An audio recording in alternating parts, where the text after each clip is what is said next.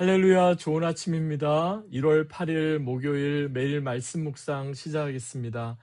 이 아침 우리에게 주시는 하나님의 말씀은 신약 고린도전서 4장입니다. 고린도전서 4장 9절부터 14절까지의 말씀을 제가 봉독하겠습니다. 하나님의 말씀입니다.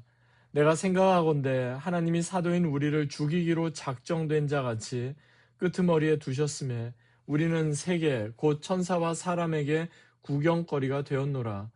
우리는 그리스도 때문에 어리석으나 너희는 그리스도 안에서 지혜롭고 우리는 약하나 너희는 강하고 너희는 존귀하나 우리는 비천하여 바로 이 시각까지 우리가 줄이고 목마르며 헐벗고 매맞으며 정처가 없고 또 수고하여 친히 손으로 일을 하며 모욕을 당한즉 축복하고 박해를 받은즉 참고 비방을 받은즉 권면하니 우리가 지금까지 세상의 더러운 것과 만물의 찌꺼기 같이 되었도다. 내가 너희를 부끄럽게 하려고 이것을 쓰는 것이 아니라 오직 너희를 내 사랑하는 자녀같이 권하려 하는 것이라. 아멘. 이는 우리에게 주시는 하나님의 말씀입니다. 주님 감사합니다. 본문을 중심으로 자녀같이 권하려 하는 것이라, 자녀같이 권하려 하는 것이라는 제목으로 함께 하나님 말씀 나누겠습니다. 우리가 신앙생활하면서 가장 많이 듣게 되는 말이 바로 믿음이 아닌가 싶습니다. 그러면서 동시에 가장 많이 오해하게 되는 말도 또한 믿음입니다.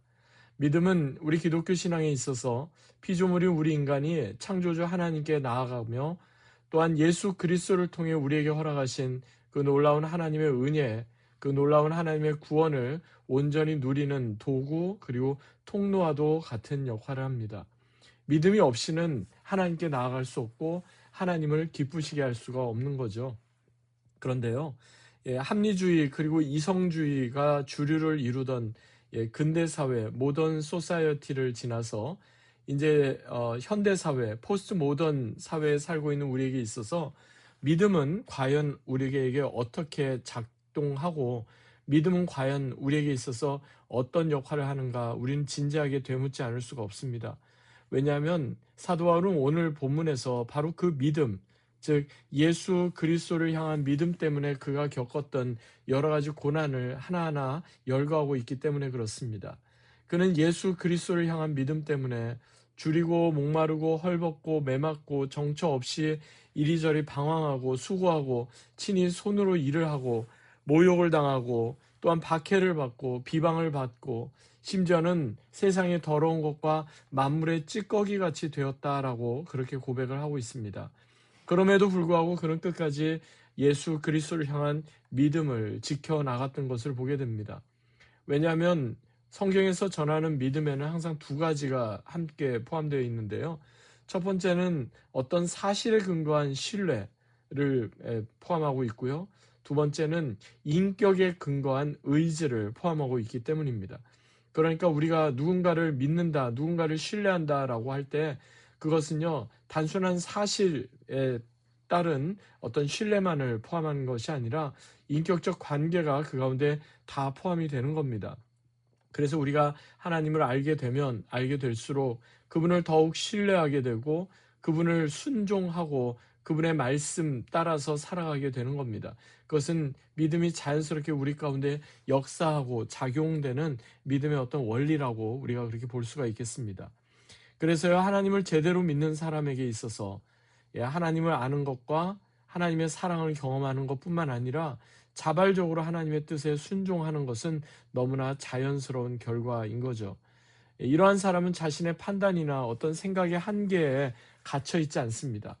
이러한 사람은 상황과 형편이 아무리 어려워도 그것에 매몰되거나 흔들리지 않습니다. 항상 중요한 결단을 내릴 때 믿음의 눈으로 바라보게 되는 거죠. 그런 의미에서 보면 바른 믿음, 성경적 믿음은 단지 어떤 상황에 대해서 설명하는 개념 정의, 데피니션의 수준에만 머물지 않습니다. 왜냐하면 진리가 단순한 개념 정의, 데피니션이 아니듯이 우리의 믿음도 결국에는 아는 것과 깨닫는 것과 삶을 통해 체득된 모든 것이 다 포함되고 그 가운데 모든 것이 자연스럽게 우리의 삶을 통해 드러날 수밖에 없는 것입니다. 그래서 우리가 성경을 읽으면서 소위 믿음의 조상이라고 불렸던 사람들을 보면요, 그들은 단지 하나님을 개념적으로만 알았던 사람들이 아닙니다. 자신의 부모의 하나님, 자신들의 조상의 하나님을 막연히 믿었던 그러한 사람들도 아니었습니다. 저 역시 오랫동안 신앙생활을 해왔습니다. 저는 모태신앙으로 어려서부터 교회에 다녔고 또 신앙생활 자체가 굉장히 익숙한 그런 사람이었는데, 오랫동안 저는 제가 만난 하나님, 제가 삶을 통해 경험한 하나님, 그리고 제가 믿는 하나님이 과연 어떤 분이신지 오랫동안 고민을 했던 적이 있습니다. 오랫동안 교회를 다녔기 때문에 남들 앞에서 성경도 많이 아는 것 같고 믿음도 좋은 사람처럼 그렇게 보일 때가 많았지만, 과연 내 스스로에 대해서 진지하게 물어보았을 때 믿음이 무엇인가, 내가 하나님을 믿는 것이 무엇인가라고 자문해 보았을 때 저는 자신 있게 대답할 수가 없었기 때문입니다. 왜냐하면 그 당시 제가 아는 하나님은 대부분 저의 부모님이 아는 하나님이었고, 제가 만난 하나님 역시 대부분은 저의 부모님이 경험한 하나님을 간접적으로 이야기하는 정도가 전부였기 때문입니다.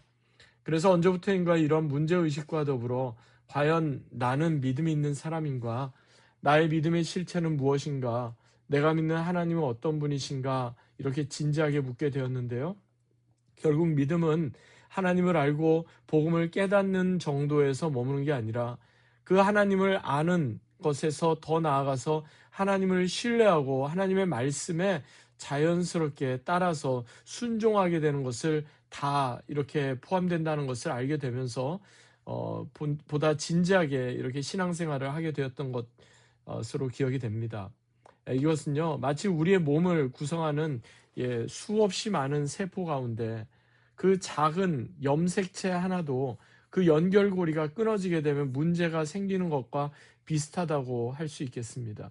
그러니까 믿음도요, 우리의 신앙과 우리의 삶을 이루는 그러한 중요한 조직이고 그러한 세포고 염색체와 같은 그런 역할을 감당하는 겁니다.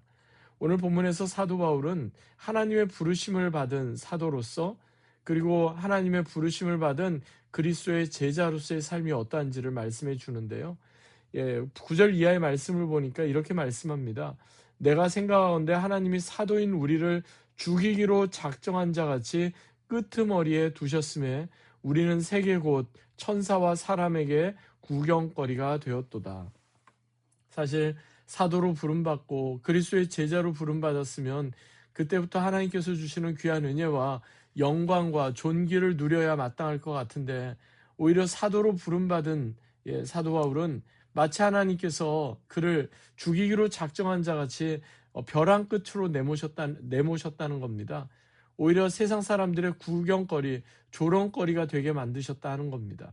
그런데요, 사실 주님의 부르심을 받고 주님의 그 사도로 제자로 사는 그 삶의 모습은요, 하나님께서 우리를 부르신 것뿐만 아니라 또한 하나님께서 하나님의 뜻을 위해 우리를 필요한 것에 보내시고 또 그 일을 감당케 하시는 것까지 다 포함된다고 볼 수 있겠습니다. 그래서 부활하신 예수님께서 다시금 두려움 가운데 있던 제자들에게 나타나셔서 하셨던 말씀이 무엇입니까? 가장 먼저 평안이 너희에게 있을지어다, Peace be with you 말씀하시고 나서 예수님께서 다시 부활하셨다는 사실을 그들에게 밝히 드러내시고, 요한복음 20장 21절에 보니까 아버지께서 나를 보내신 것 같이 나도 너희를 보낸다, 이렇게 말씀하지 않으셨습니까? 여러분, 우리는 부름을 받은 그 자리에만 머물라고 하나님께서 우리를 불러주신 게 아닙니다. 마치 성부 하나님께서 성자 예수님을 이 세상에 보내신 것처럼, 성자 예수님께서 하늘로 승천하신 후에 성령 하나님을 또한 교회 가운데, 성도들 가운데 보내주신 것처럼, 그리고 그리스도의 몸인 교회 역시 성령 안에서 이 세상을 향해 이 땅 가운데 보내심을 받은 것처럼 우리 한 사람 한 사람도 하나님께서 우리를 불러주시고 또 하나님께서 우리를 필요한 곳으로 보내주시는 그러한 사명을 우리는 감당하는 자들이다 하는 겁니다. 그러므로 제자의 삶, 성도의 삶은요, 하나님의 거룩한 부르심으로 시작되지만 결국에는 하나님께서 우리를 보내시는 곳으로 우리가 나아가는 것까지 이어져야 하는 겁니다. 내가 있어야 할 곳을 내가 선택하는 것이 아니라 하나님께서 우리를 보내신 그 자리에 믿음으로 나아가는 겁니다. 순종함으로 나아가는 것입니다. 이것이 바로 성숙한 그리스도인의 삶이다. 이렇게 이야기할 수가 있겠습니다. 여러분 이런 말 혹시 들어보신 적이 있으신지요? 보내든지 나가든지 변하든지 떠나든지. 그렇습니다. 우리는 모두 보냄을 받은 자들입니다. 우리는 모두 이 세상 가운데 하나님께서 맡기신 사명을 감당하는 자들입니다. 교회 공동체가 하나님께서 맡기신 그 사명을 잊어버리게 되면 그때부터 어려움이 생기고 그때부터 여러 가지 갈등과 분열과 여러 가지 문제가 생기게 되는 겁니다. 그러므로 우리는 늘 기억해야 합니다. 보냄받은 자로서 또 사명을 받은 자로서 하나님께서 우리에게 맡기신 그런 역할들을 우리는 온전히 감당해야 된다 하는 사실을 말입니다. 사랑하는 여러분, 우리 모두 이러한 제자의 삶 그리고 보냄받은 자로서의 사명을 감당하며 그렇게 살아가야 하겠습니다. 그래야 하나님께서 우리를 부르신 그 놀라운 하나님의 부르심을 기억함과 동시에 하나님을 향한 믿음으로 하나님께서 우리를 보내시는 그곳에서 보냄받은 자로서 신실하게 사명을 감당하며 사는 저와 여러분 되시기를 주 예수 그리스도의 이름으로 간절히 축원합니다. 아멘. 하나님 아버지 감사합니다. 오늘 이 말씀 다시금 우리의 마음에 되새깁니다. 사도 바울이 사랑하는 자녀를 권하는 것 같이 고린도 교회 성도들에게 권면했던 것처럼 하나님 이 말씀이 우리를 향한 하나님의 말씀이요 하나님의 권면으로 우리가 듣고 또 그 말씀 붙잡기 원합니다. 주님 오늘 하루도 이 말씀 붙잡고 믿음으로 살게 하여 주시옵소서. 그리하여 거룩한 부르심을 받은 자로서 또 보냄을 받은 자로서 사명을 감당하는 자로서 그렇게 신실하게 믿음으로 사는 귀하고 복된 하루가 되게 하옵소서. 감사드리며 존귀하신 주 예수 그리스도의 이름으로 간절히 기도하옵나이다. 아멘. 오늘도 이 말씀 붙잡고 믿음으로 승리하는 귀하고 복된 하루 되시기 바랍니다. 주님의 이름으로 축복합니다.